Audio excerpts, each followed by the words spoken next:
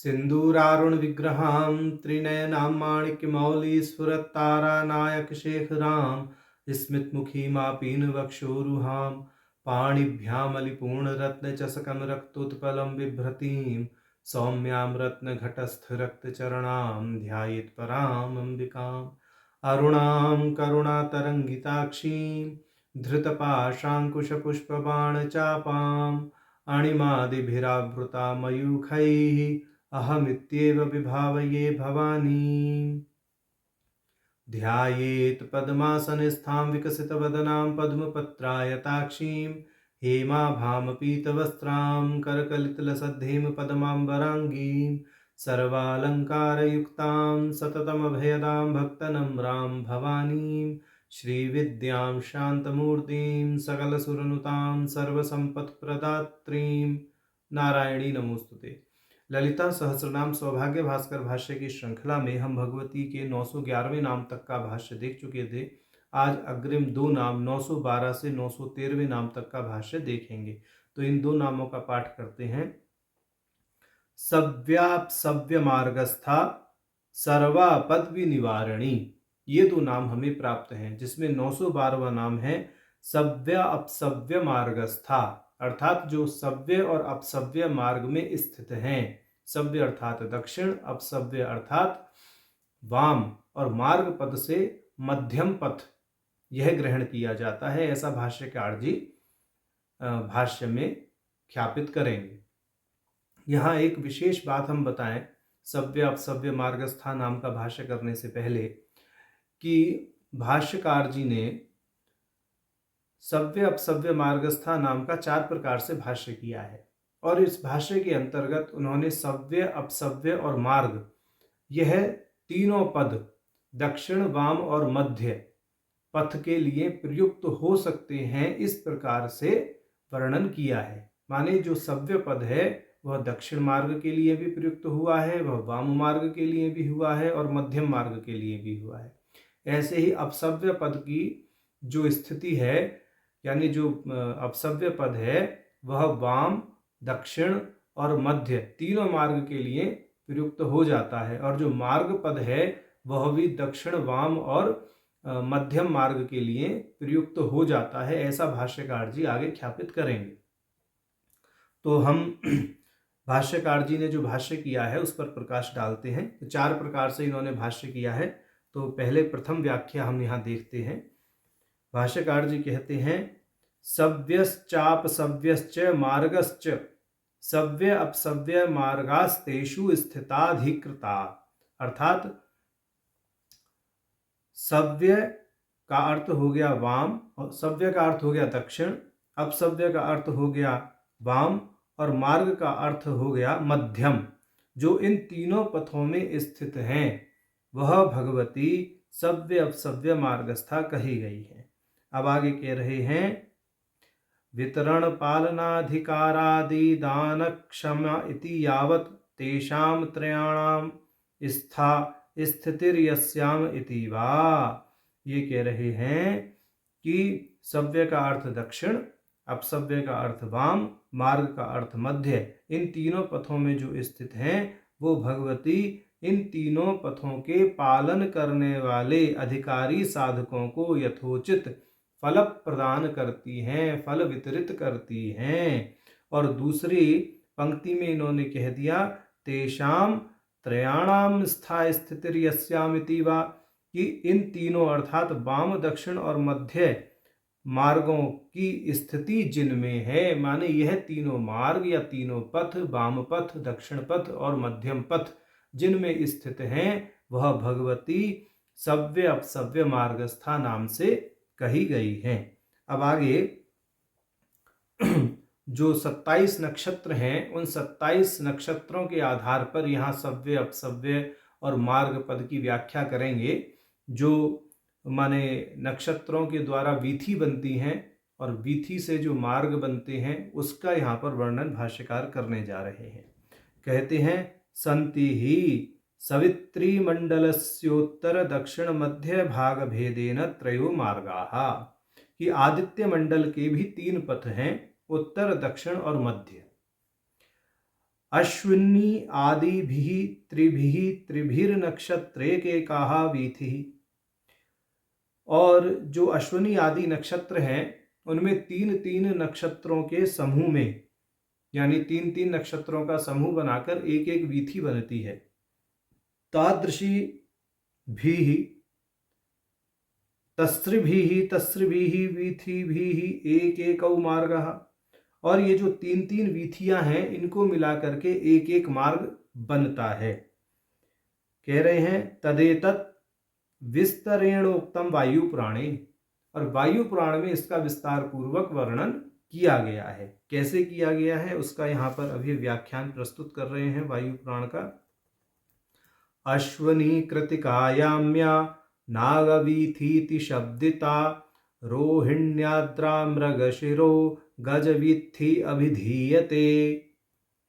पुष्याश्लेषा तथादित्या वीथी चैरावती स्मृता एतास्तु वीथयस्तिस्रः उत्तरो मार्ग उच्यते। तथा द्वे चापि फल्गुन्यौ मघा चैवार्षति मता हस्तश्चित्रा तथा स्वाति गोवीथीति तु शब्दिता।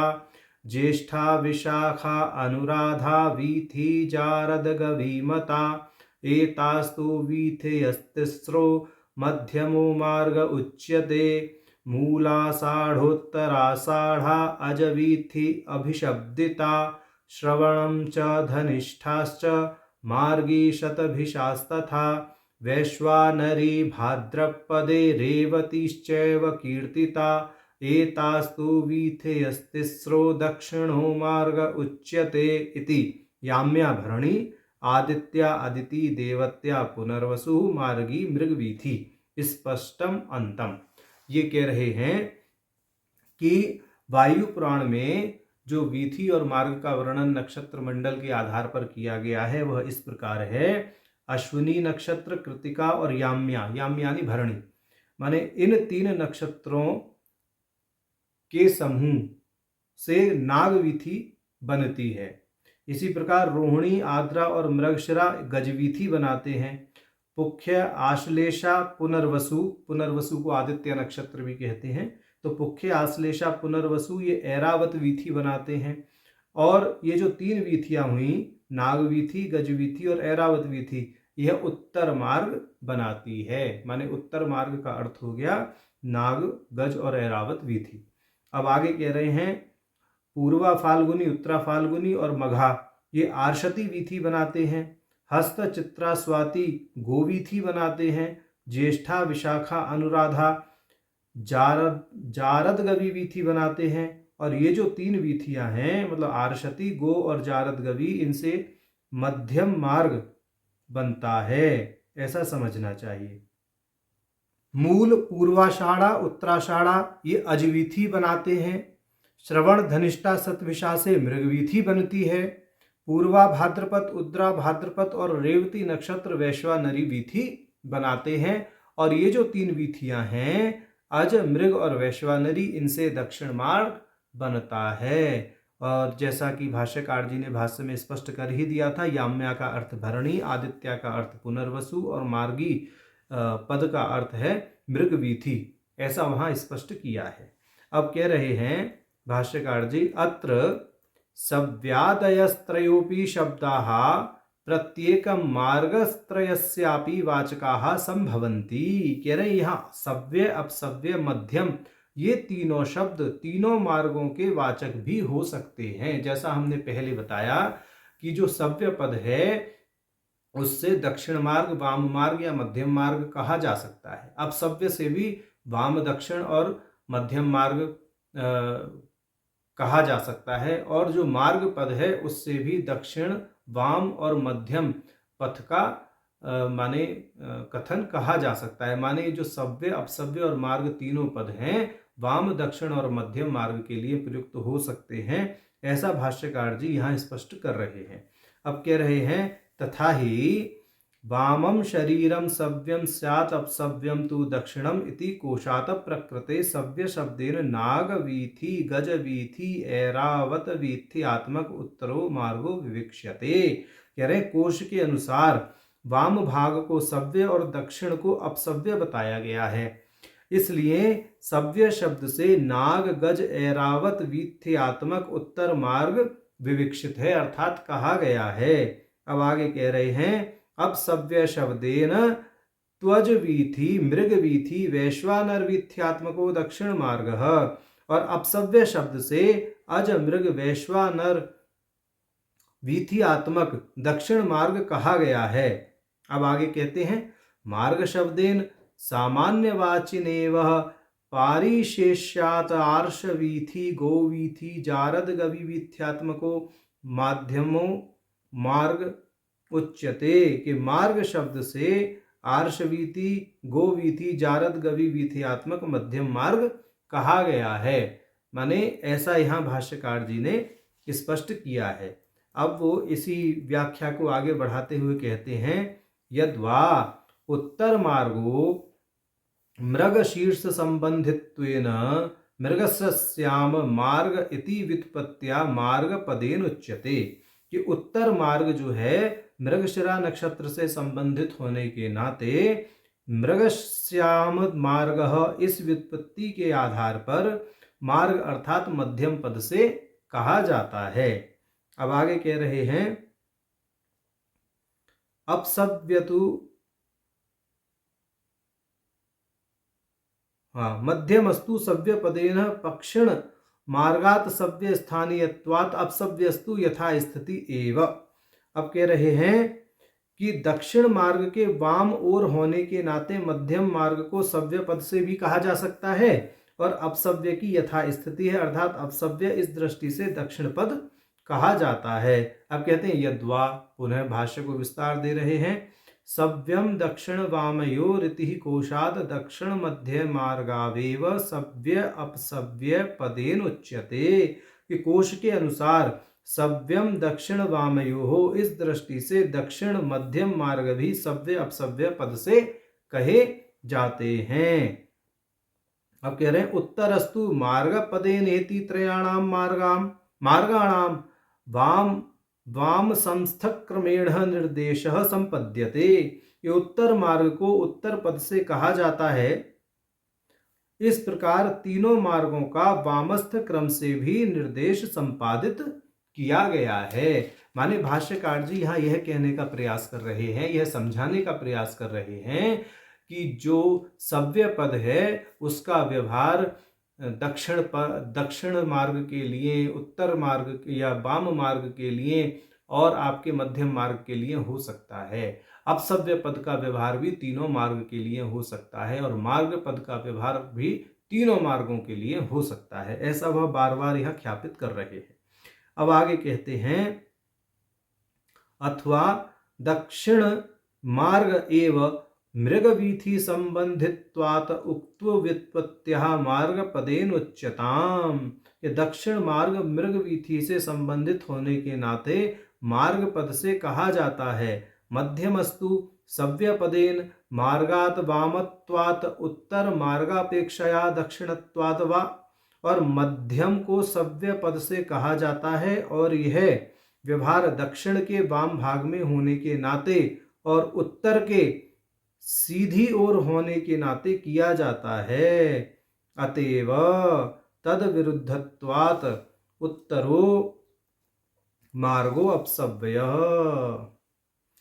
इस दृष्टि से सव्य यहाँ पर दक्षिण या मध्य के विपरीत विरुद्ध यानी विपरीत हो जाता है। जो सव्य पथ है उसके विपरीत यह मार्ग हो जाता है और इस दृष्टि से जो सव्य है वह इसके विपरीत होने के नाते उत्तर मार्ग को अपसव्य कहते हैं। कहने का तात्पर्य यहाँ यह है कि जो मध्यम पद है, मतलब पुनः दोहरा रहे हैं, मध्यम पद को सव्य पद से कहा गया और यह व्यवहार दक्षिण के वाम में होने के नाते किया गया। माने दक्षिण पद के वाम में होने के नाते जो मध्यम पद है वह सव्य पद से कहा गया और उत्तर के सीधी ओर होने के नाते उसका इस प्रकार व्यवहार किया जा रहा है। माने वो एक दोनों के बीच में है इसलिए मध्यम कहा जा रहा है। कहने का तात्पर्य यह है। तो इस दृष्टि से जो सव्य अर्थात दक्षिण मार्ग है उसके विपरीत होने के नाते उत्तर मार्ग को अपसव्य कहा जाता है। तो यहाँ पर ये माने इस तरह से ख्यापित कर रहे हैं कि दक्षिण मार्ग उत्तर मार्ग के दक्षिण में है, दक्षिण मार्ग के उत्तर में वाम मार्ग है, दोनों के मध्य में मध्यम मार्ग है। तो इस दृष्टि से वो दायां बायां करके कि उत्तर के सव्य होने के नाते वह यानी वाम के सव्य होने के नाते जो मध्यम मार्ग है उसको भी सव्य पद से कहा जाता है, ऐसा यह ख्यापित कर रहे हैं। अब आगे कह रहे हैं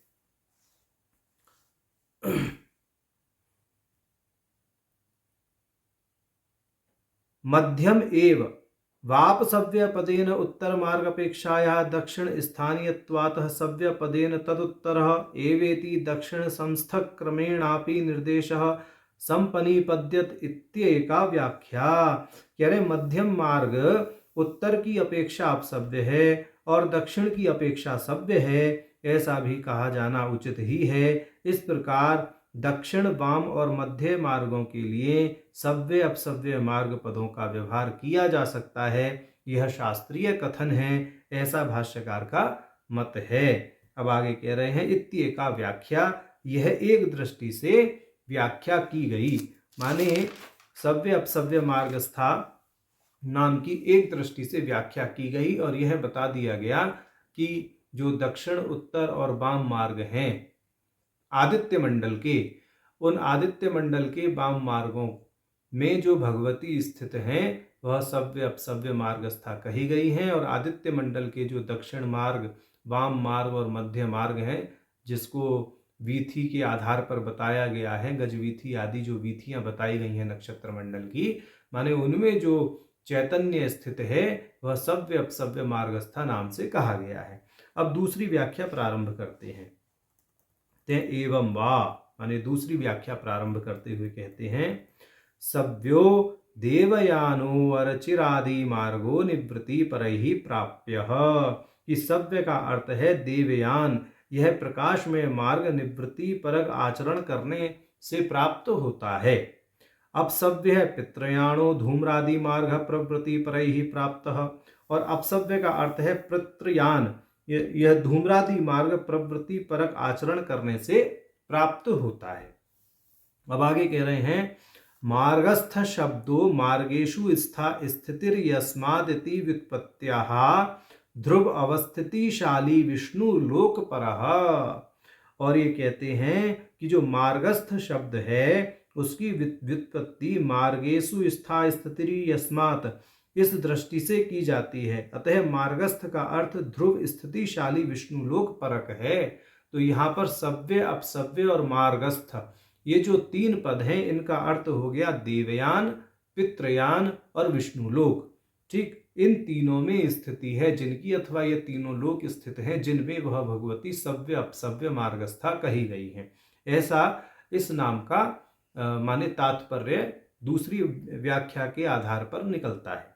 अब आगे भाष्यकार जी कहेंगे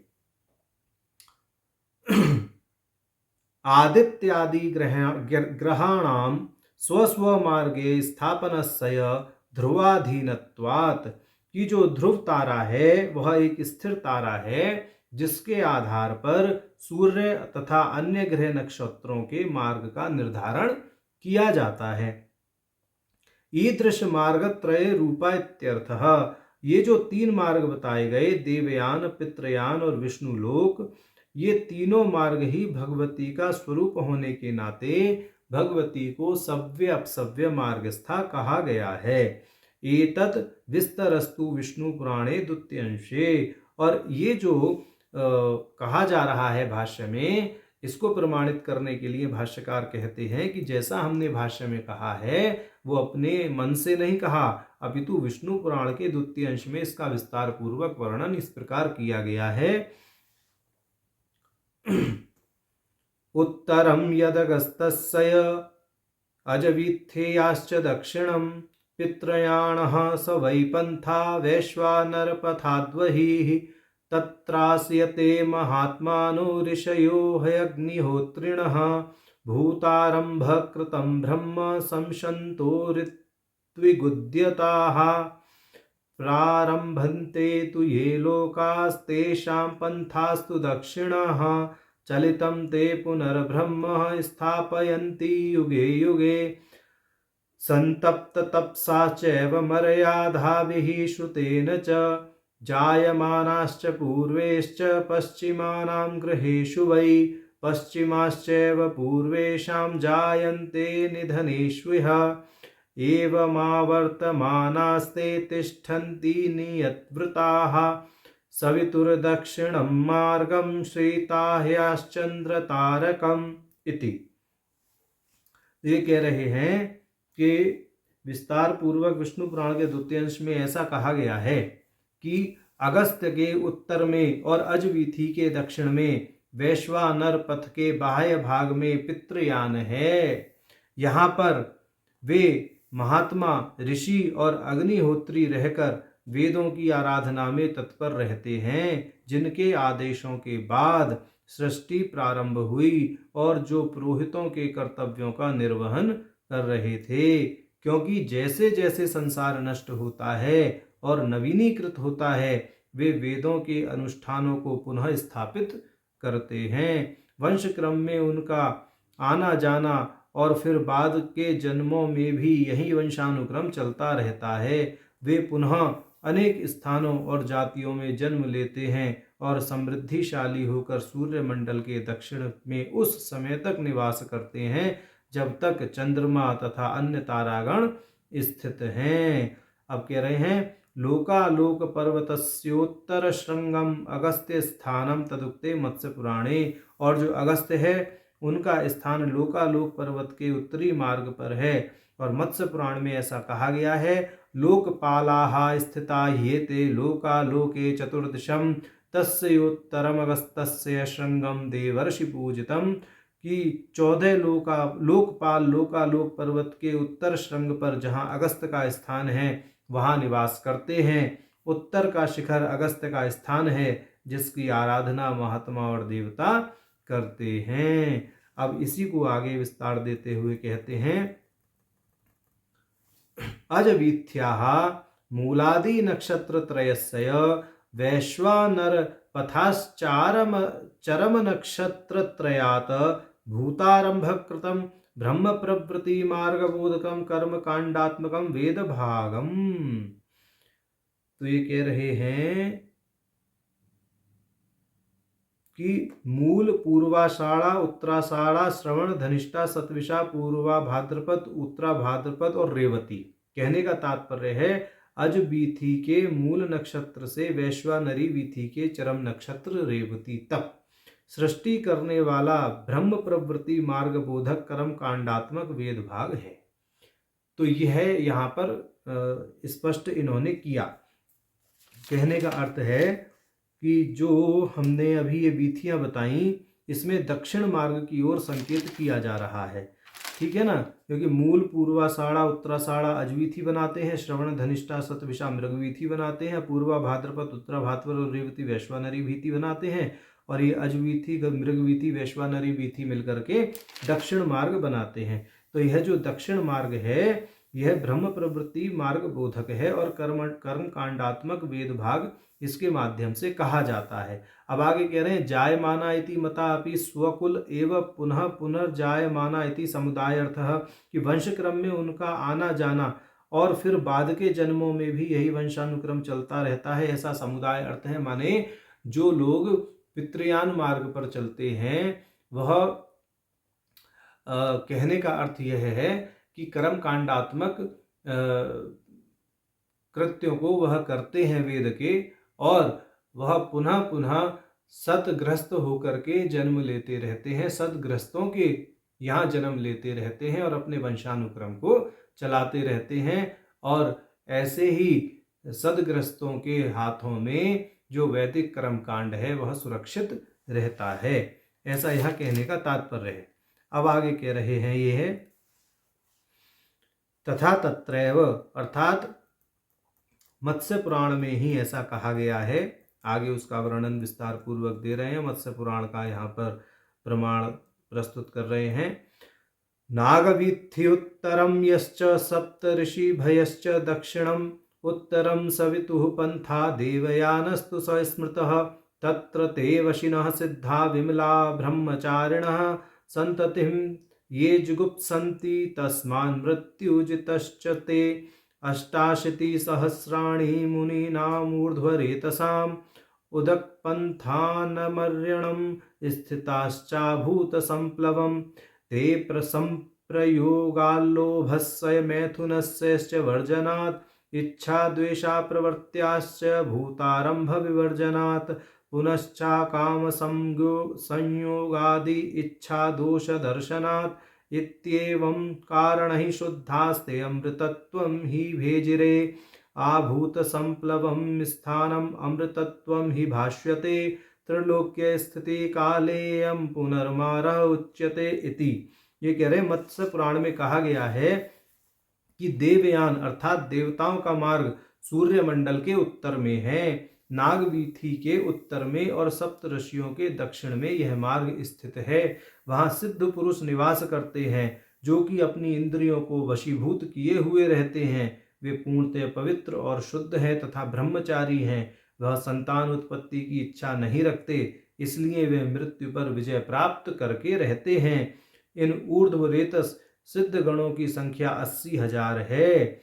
इनका स्थान आकाश में सूर्य के उत्तर भाग में है। वे वहां तब तक रहेंगे जब तक ब्रह्मांड का प्रलय नहीं होता। वे सर्वथा आवागमन से मुक्त हैं। अब आगे कह रहे हैं नागवीथि उत्तरम अश्विन्यादि त्रयोत्तरम, कि नागवीथि के उत्तर में स्थित अश्विनी कृतिका भरणी के उत्तर में भूतारंभ विवर्जनात् प्रवृत्ति मार्ग परित्यागात। भूतारंभ विवर्जनात् का अर्थ है प्रवृत्ति का मार्ग का त्याग करके, संतानोत्पत्ति का त्याग करके निवृत्ति का आश्रय लेना।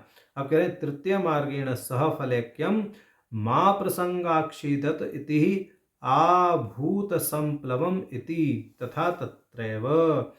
और तृतीय मार्ग के साथ यहाँ देवयान फलैक्य नहीं कहा गया है। माने विष्णु पुराण का ये जो प्रमाण दिया उसको स्पष्ट करने के लिए भाष्यकार जी ने ये 2-3 पंक्तियां कही हैं।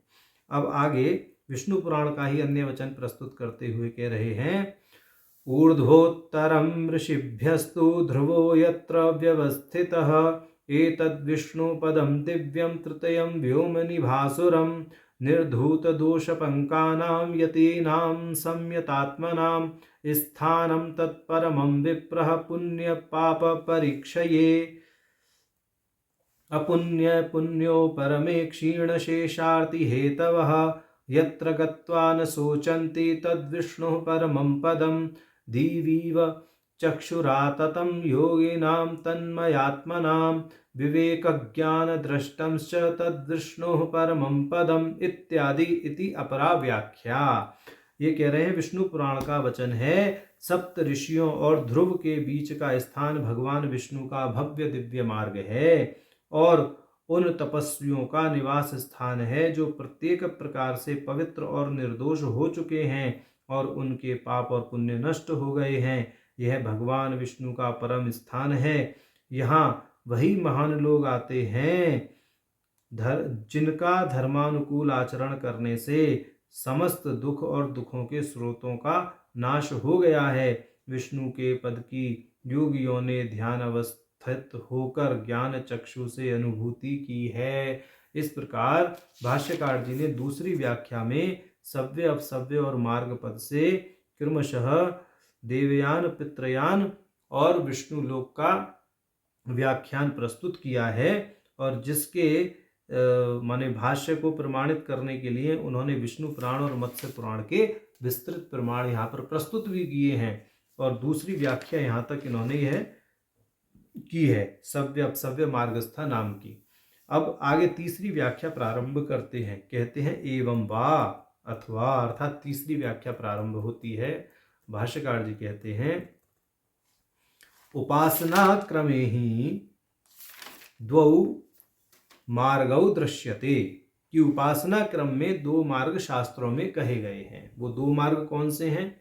वाम मार्गो दक्षिण मार्गश्चेति, माने एक वाम मार्ग है एक दक्षिण मार्ग है। अब कहते हैं पहले वाम मार्ग के विषय में कहेंगे। यहाँ भाष्यकार कह रहे हैं तत्र वाममार्गो नाम स्वस्ववर्णाश्रम विहितानि यावन्ति कर्माणि श्रोतानि अग्निहोत्रादीनि स्मार्तनष्टकादीनि तांत्रिकाणि मंत्रसिद्ध्यादीनि तेषु सर्वेषु या देवताः प्रधानभूताङ्गभूता वा तत्तत् स्थाने स्व उपास्याम एव देवताम सर्वत्र भावयेत्।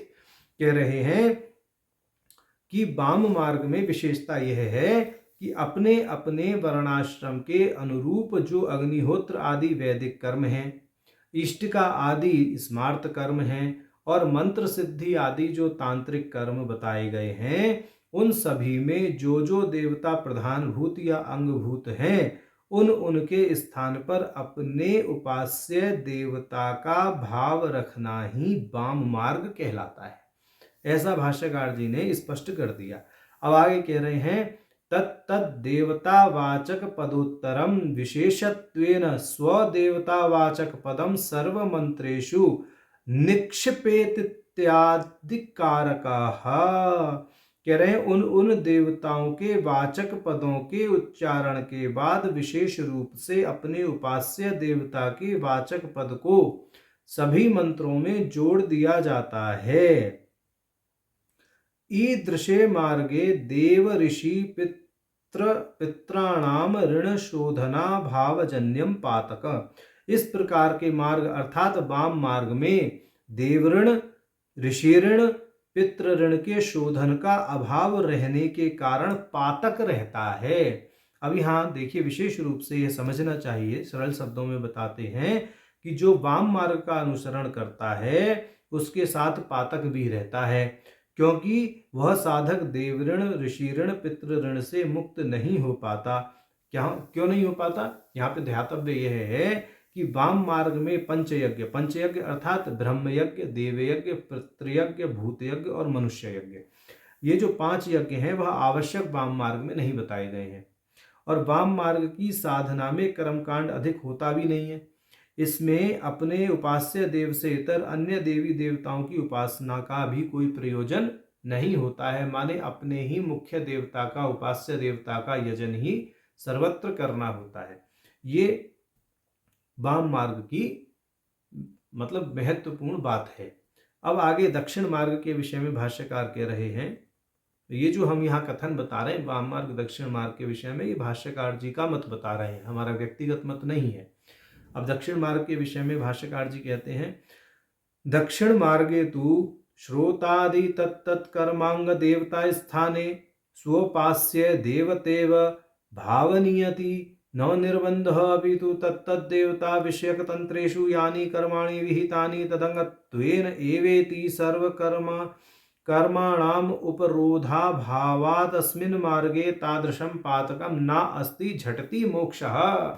ये कह रहे हैं दक्षिण मार्ग में तो श्रौत, स्मार्त, तांत्रिक प्रस्थान सम्मत कर्मों के अंतर्गत पूजित देवता के स्थान पर अपने उपास्य देवता के भाव रखने की स्वतंत्रता नहीं है, अपितु उन देवता विषयक तंत्रों में जो कर्म विधान कहा गया है उसके अंग के रूप में ही सभी कर्मों के उपरोध अर्थात रोक का अभाव होने से दक्षिण मार्ग में उस प्रकार का पातक नहीं होता जैसा वाम मार्ग में होता है। इसलिए दक्षिण मार्ग में मोक्ष शीघ्र प्राप्त होता है, वाम मार्ग में मोक्ष विलंब से प्राप्त होता है। आगे कहते हैं वाम मार्गे तो विलंबितः, वाम मार्ग में मोक्ष विलंब से प्राप्त होता है। अब आगे कह रहे हैं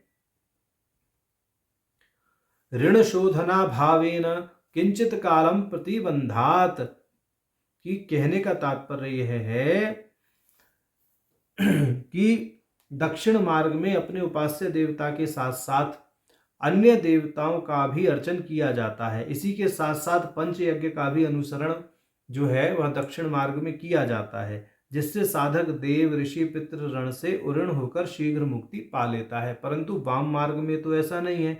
वाम मार्ग में ऋण शोधन का अभाव होने से कुछ काल के लिए प्रतिबंध रहता है, जिसके कारण मुक्ति में विलंब होता है। ऐसा यहाँ पर माने कहने का भाव है। अब आगे कह रहे हैं न चैव सत्यनुष्ठानात् सत्यानुष्ठानतोऽपि कठिने मोक्षांसेऽपि विलंबिते साधने कथम शिष्टानां वाम मार्गे प्रवृत्तिरिति वाच्यम। तो यहाँ पर एक प्रश्न उपस्थित कर रहे हैं भाष्यकार जी, यानी शंका उपस्थित कर रहे हैं कि जैसे आपने कहा कि दक्षिण मार्ग सत्यानुष्ठान करने के कारण कठिन है और दक्षिण मार्ग से मोक्ष शीघ्र प्राप्त होता है, तो विलंब से मोक्ष प्रदान करने वाले वाम मार्ग में शिष्ट जनों की प्रवृत्ति किस प्रकार हो जाती है, यह प्रश्न उपस्थित कर दिया। अब भाष्यकार जी कहेंगे इसके विषय में कि भाई इसका उत्तर इस प्रकार है, एहि का नाम उच्चावच फलानिमिह एव जन्मनि भोगलिप्सया मोक्षे स्वल्प विलंबस्य सौढव्यत्वात्।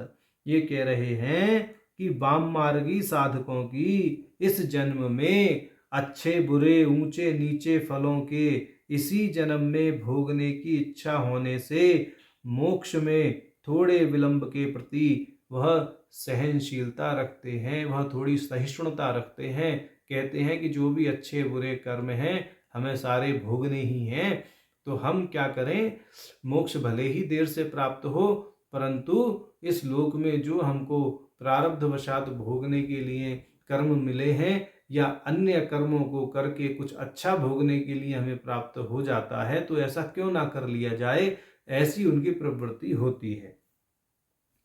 अब आगे कह रहे हैं भुक्ति मुक्ति प्रदत्वेन वैश्विक शिष्टा नाम प्रवृत्ति संभवात। बोले इसलिए विषय भोग एवं मोक्ष की इच्छा रखने वाले शिष्ट साधकों की वाम मार्ग में प्रवृत्ति संभव है, और इसके विपरीत ऐहिक भोग विरक्त शिष्टा नाम तो मोक्षे विलंबस्य आषोढ़त्वात् दक्षिण एव मार्ग प्रवृत्ति रीति विवेकः। और इसके विपरीत माने वाम मार्ग में जो प्रवृत्ति रखने वाले साधक हैं उनके विपरीत ऐहिक भोगों की इच्छा से सर्वथा विरक्त शिष्ट साधकों को तो मोक्ष में विलंब के प्रति असहनशीलता होती है। उन्हें तो मोक्ष तीव्र अति तीव्र माने दृष्टि से चाहिए, शीघ्र अति शीघ्र चाहिए, इसलिए उनकी प्रवृत्ति दक्षिण मार्ग में ही होती है और वह समस्त ऐहिक भोगों का त्याग करते हैं। बोले हमें कुछ नहीं चाहिए, ठीक, और यही विवेकपूर्ण और उचित भी है। तदिदम सविस्तारम निरूपितम कालिका पुराणे, और कालिका पुराण में इसका विस्तार पूर्वक वर्णन किया गया है। अब भाष्यकार जी कालिका पुराण के वचन को यहाँ उद्धृत कर रहे हैं, कह रहे हैं कि हमने जो कहा है कि वामाचारियों की प्रवृत्ति वाम मार्ग में क्यों होती है और दक्षिणाचार्यों की प्रवृत्ति दक्षिण मार्ग में क्यों होती है, इस विषय में कालिका पुराण प्रमाण है। कालिका पुराण में कहा गया है, सर्वत्र देवी मंत्रेषु वैदिकेष्वपि भैरवीं त्रिपुरां चिन्तयेत् नित्यं वेद मंत्रेषु चक्रमात् देवनामसु सर्वेषु भैरवीति पदं सदा कुर्याद विशेषेण नित्यं नोचार्या निर्विशेषणम् आपः पुनन्तो पृथिवीमुक्तं त्रिपुर भैरवीं कुर्यादाचमनं विप्रो द्रुपदायां तथा चरेत इदं विष्णुर्भैरवस्तु विचक्रमम् इति रीरितम् मृदालम्बन कृत्येषु मंत्रमेतं नियोजयेत् गायत्रीं त्रिपुराद्यां तु भैरवीमुच्चारयेत् शिवां मारतण्ड भैरवायेति सूर्यार्घ्यं निवेदयेत् उदुत्यं जातवेदं देवं वहन्ति केतवाः दृशे विश्वाय सूर्यं तु शेषे भैरवीमीरयेत् तर्पणादौ पुरुयुञ्जीतं तृप्यन्तां ब्रह्म भैरवम् आह्वानेश्च स्वपितॄन् वैरिवानीवति तर्पयेत् तृप्यन्तां भैरवी मातः पितृभैरव तृप्यताम् आद्यौ च त्रिपुरां पूर्वं तर्पणेऽपि प्रयोजयेत् ज्योतिष्ठोमाश्वमेघादौ यत्र यत्र प्रपूजयेत् तत्र भैरवरूपेण देवीमपीश्च भैरवीम् एवं तो वाम्यभावेन यजेत त्रिपुरभैरवीम् एषा वामेन मार्गेण पूज्या दक्षिणतां विना ऋषीन् देवान् पितृंश्चैव मनुष्यान् भूतसञ्चयात् यो ये जेत पञ्चभिर्यज्ञैर्णानां परिशोधनैः विधिवत् स्नानदानाभ्यां सर्वं यद् विधिपूजनं क्रियते सरहस्यं तु तद्दाक्षिण्यमिहोच्यते। सर्वत्र पितृदेवादौ यस्माद्भवति दक्षिणः देवीश्च दक्षिणा यस्मात् तस्मात् दक्षिण उच्यते। या देवी पूज्यमाना तु देवादीनामशेषतः यज्ञभागान् स्वयं भुङ्क्ते सा वामा तु प्रकीर्तिता। पूजकोऽपि भवेद्वामस्तन्मार्गे सततं रतः पञ्चयज्ञान्यवा कुर्यान्न कुर्यात् वामपूजने। अन्यस्य पूजभागं हि यतो गृहणपतिवामिका यः पूजयेत् वाम्यभावेर्न तस्य ऋणशोधनं। पितृदेवनरादीनां जायते तु कदाचन सर्वत्र त्रिपुरायोगस्तेन मार्गेण गच्छतः। यदा जायेत प्राज्ञस्य तदा मोक्षमवाप्नुयात् चिरेण लभते मोक्षं वामेन त्रिपुरे नरः। ऋणशोधनजैः पापैराक्रान्तत्वेन भैरवः इह लोके सुखमैश्वर्यः युक्त सर्वत्र वल्लभः। मदनोपमकान्तेन शरीरेण विराजता सराष्ट्रकंश्च राजानं वशीकृत्य समन्ततः। मोहयन्वन्विताः सर्वाः कुर्वंश्च मदविह्वला सिंहान् व्याघ्रास्तरश्रुक्षश्च भूतप्रेतपिशाचकान् वशीकुर्यान्त विचरन्ति वायुवेगा ह्यवारितः। बालां वा त्रिपुरां देवीं मध्यां वाप्यति भैरवीं यो यजेत परया भक्त्या पञ्चबाणोपमः कृतिः। कामेश्वरीं तु कामाख्यां यत्पूजयेत् यथेच्छया दक्षिणादथवा वामात् सर्वथा सिद्धिमाप्नुयात्। महामायां शारदां च शैलपुत्रीं तथैव च यथा तथा प्रकारेण दाक्षिण्येनैव पूजयेत्। यो दाक्षिण्यं विना भावं महामायादिमर्चति स पापः सर्वलोकेभ्यश्च्युतो भवति रोगधृक्। अन्यास्तु शिवदूत्याद्या या देव्यः पूर्वमीरिताः ता दक्षिण्याद्वामतो वा पूजनीयास्तु साधकैः। किं तु यः पूजको वामः सोऽन्याशा परिलोकपः सर्वाशा पूरको यस्मात् दक्षिणस्ततः उत्तमः इति। वेताल भैरवो प्रति शिव वचनम। कह रहे हैं कि कालिका पुराण में वेताल भैरव के प्रति भगवान शिव का ऐसा वचन है। क्या कहा है भगवान शिव ने वेताल भैरव से? कह रहे हैं चाहे वह देवी के मंत्र हो या वैदिक मंत्र हो या अन्य कोई और मंत्र हो, सर्वत्र भैरवी त्रिपुरा का चिंतन करना चाहिए। सभी देवताओं के नाम के बाद भैरवी पद को जोड़ना चाहिए। देवी के नाम का उच्चारण अन्य देवताओं के नाम के बिना नहीं करना चाहिए। उदाहरण के लिए आचमन करते समय आपः पुनन्तु पृथ्वीं पृथ्वी पूता पुनातु माम, इसका उच्चारण करने के बाद त्रिभैरवीं अर्थात त्रिपुर भैरवीं पद को जोड़ना चाहिए। इसी प्रकार द्रुपदा दिव मुमुचानः स्विन्नः स्नातो मलादिव, इस मंत्र में इदम विष्णुर्भैरवस्तु विचक्रमे ऐसा व्यवहार करना चाहिए। इस मंत्र अर्थात ये जो द्रुपदादिव मुमुचानः मंत्र है, इसका प्रयोग मृत आलंबन लेने के लिए किया जाता है। गायत्री मंत्र के उच्चारण में त्रिपुर भैरवी पद को जोड़ना चाहिए। सूर्य को अर्घ देते समय मार्तंड भैरव पद का उच्चारण करना चाहिए। उदुत्यम जाद वेदसम देवम वहंति केतवः दृशे विश्वाय सूर्यम के बाद भैरव पद जोड़ना चाहिए। तर्पण आदि में तृप्यंताम ब्रह्म भैरव ऐसा कहना चाहिए। पितरों की आवाहन आदि क्रियाओं में तथा समस्त तर्पण मंत्रों में भैरव पद को जोड़ देना चाहिए। इसी के साथ त्रिपुराम पद का भी प्रयोग करना चाहिए। ज्योतिष्टोम अश्वमेघ आदि यज्ञों में भी भैरव भैरवी का पूजन करना चाहिए। इस प्रकार वाम भाग से त्रिपुर भैरवी का पूजन करना चाहिए। अर्थात वाम भाव जो है उससे इस प्रकार त्रिपुर भैरवी का पूजन करना चाहिए। कुछ भी करें, चाहे आप गायत्री संध्या करें, चाहे तांत्रिक संध्या करें, चाहे सूर्य को अर्घ दें, चाहे पितरों का तर्पण करें, चाहे अश्वमेध करें, चाहे ज्योतिष्टोम करें, कुछ भी कृत्य करें उसमें त्रिपुर भैरवी का पूजन अवश्य करना चाहिए और पुरुष देवताओं के साथ में भैरव पद को जोड़ देना चाहिए। अब कह रहे हैं इस प्रकार दक्षिण मार्ग के बिना वाम मार्ग से त्रिपुर भैरवी पूजित होती हैं। अब दक्षिण मार्ग के विषय में कह रहे हैं, जब साधक ऋषि, देव, पितृ, मनुष्य और भूत इन 5 यज्ञों द्वारा उपासना करता है तो वह ऋषि, देव और पितृ ऋण से मुक्त हो जाता है। इस क्रम से उसे श्रद्धा पूर्वक विधि विधान के अनुसार देवता को भेंट, दक्षिणा आदि भी अर्पित करनी चाहिए। यही दक्षिण मार्ग कहलाता है। दक्षिण मार्ग के साथ जुड़ा होने के नाते उपासक भी दक्षिण कहलाता है। और जब साधक दैवीय कार्य एवं पंच यज्ञ में सब कुछ त्रिपुर भैरवी के नाम पर अर्पित करता है तब वह पथ वाम मार्ग कहलाता है और श्रद्धा पूर्वक वाम मार्ग के प्रति समर्पित होने के नाते वह उपासक भी वाम कहलाता है। वाम मार्ग में उपासक चाहे पंचयज्ञ करे अथवा ना करे, वह जो भी अर्पित करता है वह वाम पथ के देवता अर्थात त्रिपुर भैरवी तक पहुंचता है। जो वाम पथ पर चलता है उसे देवादि ऋण नहीं चुकाना पड़ता क्योंकि वह प्रत्येक कृत्य को त्रिपुरा देवी से जोड़ता है। इस प्रकार प्रज्ञावान साधक मोक्ष प्राप्त कर लेता है।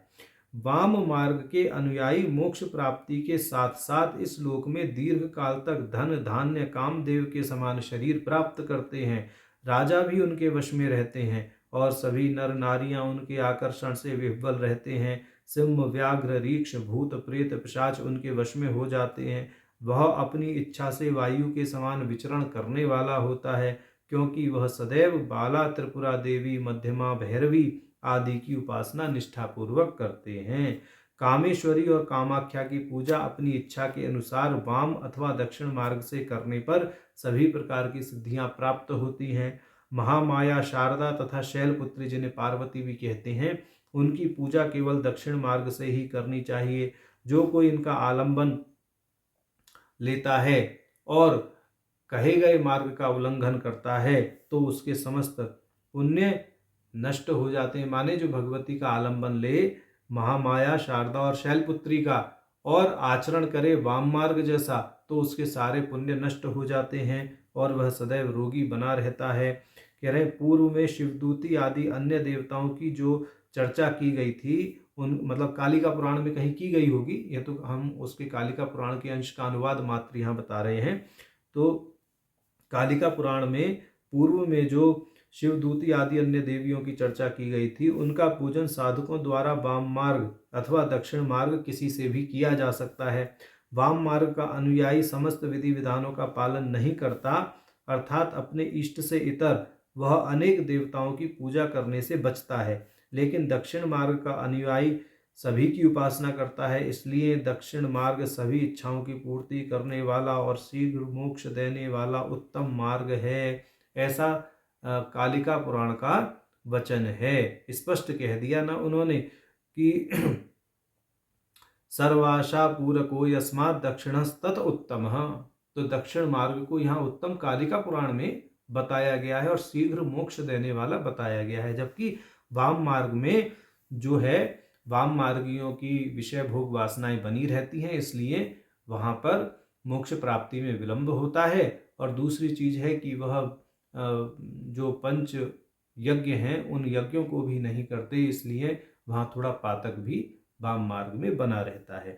अब इस प्रकार का वचन बेताल भैरव से भगवान शिव ने कालिका पुराण में कहा है, ऐसा भाष्यकार जी ने यहाँ स्पष्ट किया। अब आगे कह रहे हैं एतत् पक्षे सव्य अपसव्यौश्चतौ मार्गो चेति कर्मधारयः तयो स्थितः मार्गद्वयेन अपि उपास्य इति अर्थः। अर्थात ये कह रहे हैं कि सव्य अपसव्य मार्गस्था नाम का अर्थ हुआ जो दक्षिण और वाम इन दोनों मार्गों से उपासित हैं, उनका नाम है सव्य अपसव्य मार्गस्था।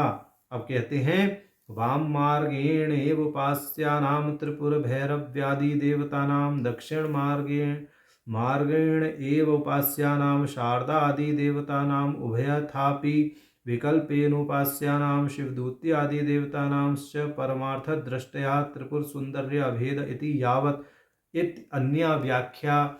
ये कह रहे हैं कि वाम मार्ग से उपासित त्रिपुर भैरवी आदि देवताओं का, दक्षिण मार्ग से उपासित शारदा आदि देवताओं का और उभय मार्ग से उपासित शिवदूती आदि देवताओं का भगवती त्रिपुर सुंदरी के साथ अभेद है, इसलिए भगवती को सव्य अपसव्य मार्गस्था कहा जाता है। यह तीसरी व्याख्या हुई।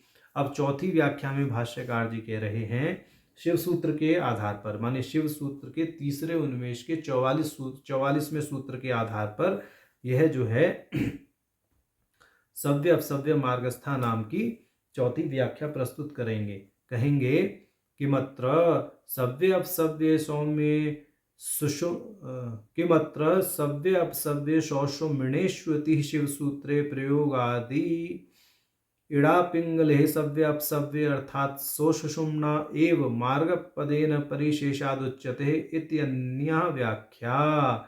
ये कह रहे हैं कि नासिकांतर मध्यम सम्यात किमत्र सव्यापसव्य सौषुम्नेषु सूत्र के अनुसार सव्य अर्थात इड़ा, अपसव्य अर्थात पिंगला और मार्ग का अर्थ है सुषुम्ना, माने इड़ा पिंगला और सुषुम्ना के द्वारा जिन तक पहुंचा जाता है वह परम चेतना, वह परासंवित सव्य अपसव्य मार्गस्था नाम से कहा गया है या कही गई है। ऐसा शिव सूत्र के तीसरे उन्मेष के 44वें सूत्र के आधार पर कहा गया है।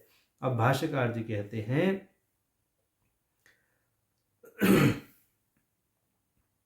अत्र द्वितीय व्याख्यानेपि मार्गपदेनेव परिशेषलक्षणाया ध्रुव मार्गपादाने सति त्रिपदक द्वंद्व समास रूप सव्यापसव्य मार्गपदत्रयम् द्विपदक द्वंद्व गर्भ कर्मधार्य रूपम च एक पदमिति चतुराणां पदानां पुनर्द्वंद्वपवादेक विशेषेण व्याख्या चतुष्टय समुच्चयो अवगंतव्यः।